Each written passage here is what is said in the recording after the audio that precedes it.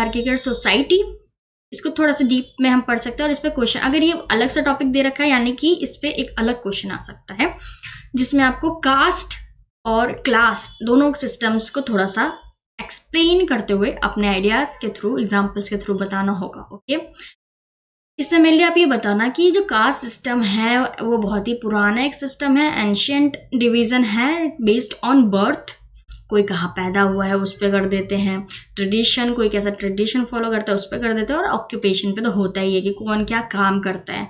कोई सफाई का काम कर रहा है तो उसे बोल दे तुम लो कास्ट हो, ठीक है। कोई बिजनेस कर रहा है, व्यापार कर रहा है तो उसको बोल दे तुम उससे हाई हो, ठीक है। राजा महाराजा को कह देते हैं वो इन दोनों से हाई लेवल पे है, उनका कास्ट हाई है, और जो पंडित होते हैं जो स्पिरिचुअलिटी फॉलो करते हैं उनको सबसे ऊपर के दर्जा दिया गया।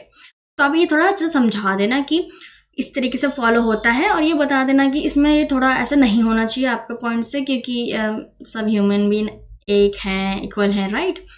फिर आप बताना कि क्लास सिस्टम क्या है, क्योंकि हायरार्की सोसाइटी में आपको ये दोनों ही अच्छे समझाने हैं, ठीक है। इसको लिख लो, रट लो, बाकी नोट्स भी मैं दे दूंगी टेलीग्राम चैनल पे, ठीक है।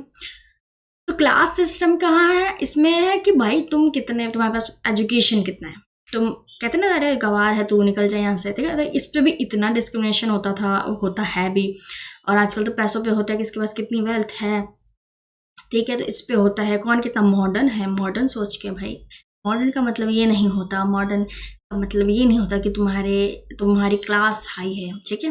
हो सकता है मॉडर्न का मतलब ये भी हो तुम्हारी क्लास लो है, ठीक है। मॉडर्न क्या है, क्या मॉडर्निटी क्या है, ये है कि आपने इंडिया के बाहर के कुछ कल्चर्स को इंडिया में ला दिया है, और ला दिया तो क्या आप मॉडर्न हो गए, नहीं, ठीक है। मॉडर्निटी का मतलब ये नहीं है, मॉडर्न का मतलब ये है कि कुछ चीज़ें जो अच्छी नहीं थी उनको चेंज करना, या जो अब सही नहीं है, पहले ठीक होती होंगी पर अब सही नहीं, उसे चेंज करना, ना कि ऐसी चीज़ें लाना जो कि मॉरली भी सही नहीं है, ठीक है।